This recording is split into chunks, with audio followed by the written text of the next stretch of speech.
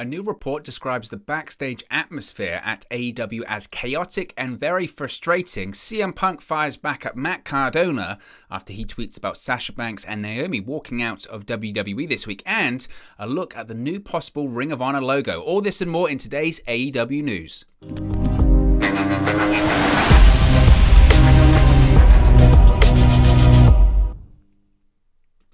Hey guys, welcome back to Wrestling News 365. Hope everyone is doing very well. As always, there are plenty of news stories to get into today, so let's start off talking about the backstage atmosphere in AEW. And I think stories like this are always really important because sometimes whenever you talk about WWE or AEW, you get accused of being biased towards one company or the other.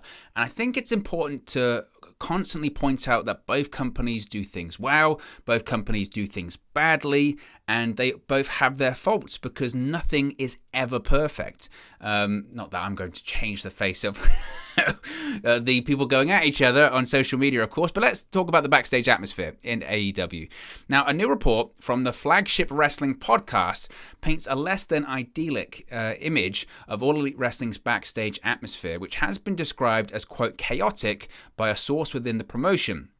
Now, this follows on from Fightful Select's recent reporting on MJF, whose AEW frustration stems from the feeling that he is being underpaid, leading to the rising star, quote, leaning towards leaving, end quote, Tony Khan's promotion when his current deal expires in 2024. Now, MJF, of course, has not been shy about expressing this, speaking openly about the situation in interviews, more about the contract, less so about the frustration, and frequently incorporating these references into his promos and such on AEW television. And now the Flagship source claims that MJF isn't the only frustrated AEW locker room member, quote, chaotic and suffering from, quote, a lack of structure. Behind the scenes concerns include match finishes and angles not being made known until just before the shows begin, as well as redundant finishes and angles. This has caused frustration, with one of the Flagship sources commenting, quote, every single one of us is pulling our hair out.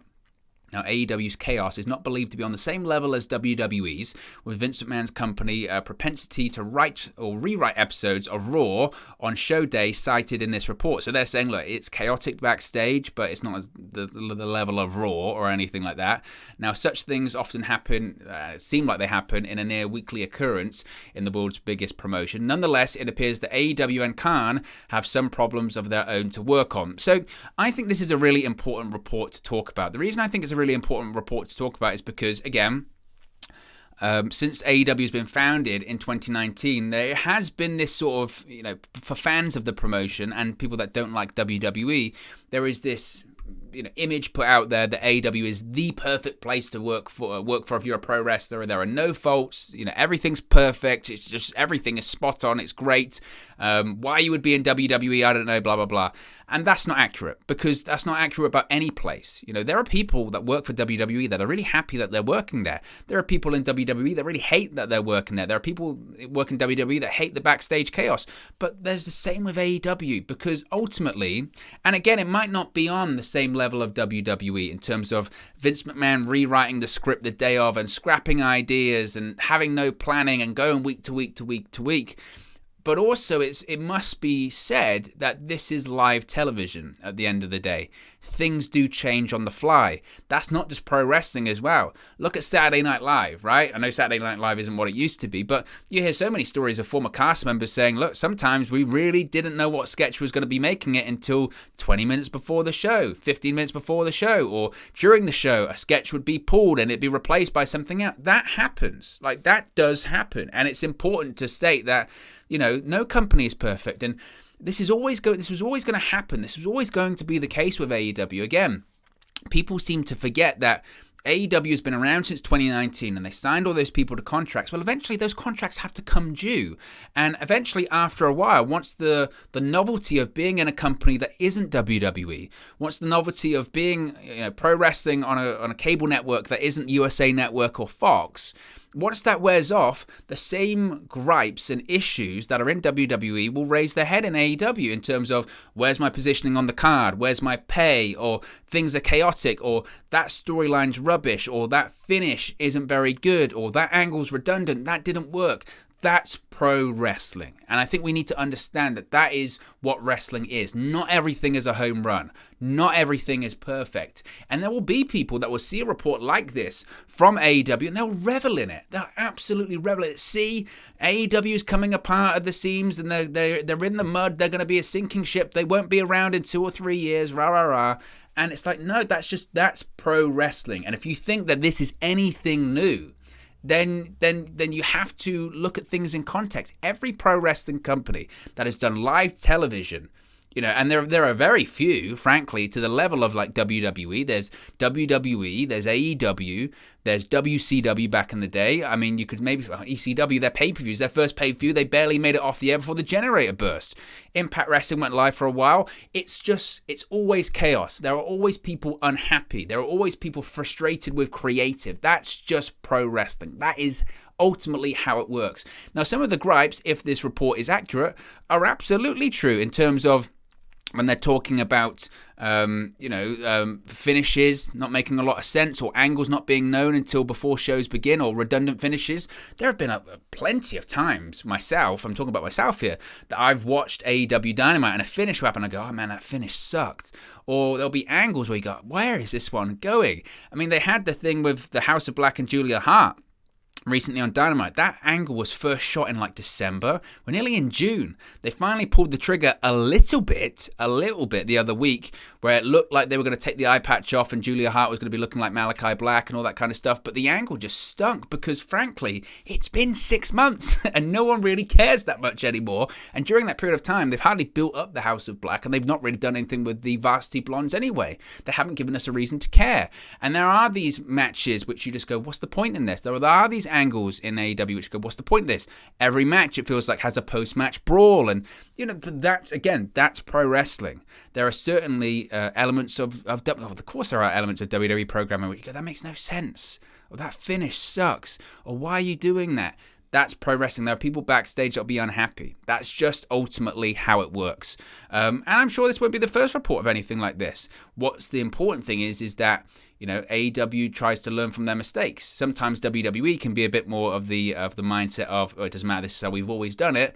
AEW hopefully would be able to learn from their mistakes. But again, it's pro wrestling. That's how it is, unfortunately. Now, let's talk about CM Punk. CM Punk's a very active guy on Twitter. He really is. Now, of course, the wrestling world continues to react to Naomi and Sasha Banks walking out of Raw this week. And obviously, I don't think they're going to AEW yet. You never know what's going to happen. They're not even fired or released by WWE at this point.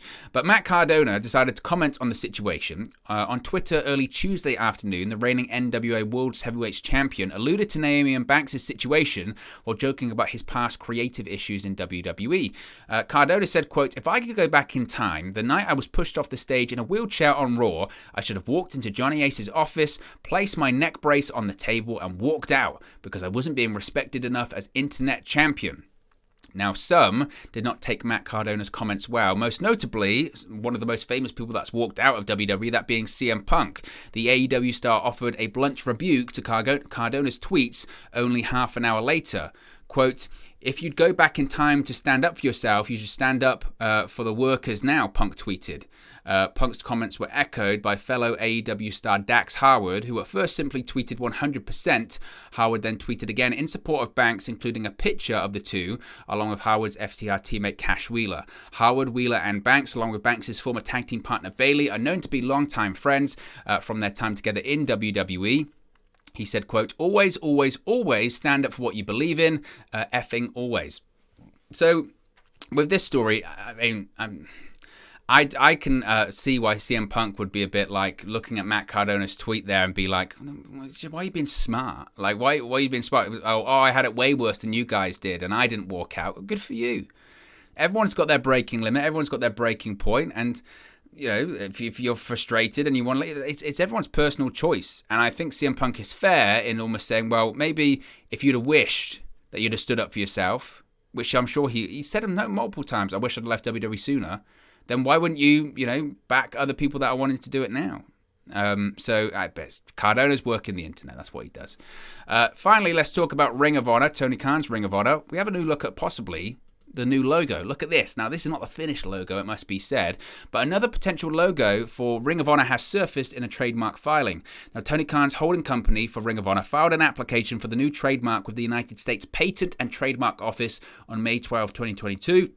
For goods and services listed for wrestling and all that kind of stuff. Now, they filed another trademark application on May 6. The company's address is listed as the TIAA Bank Field in Jacksonville, Florida, which, of course, is the home of the NFL's Jacksonville Jaguars as well. So, I mean, let me know what you think of this new logo in the comment section below. Again, by all accounts, it's not completely finished. It would just be an outline. There would actually be color involved in it.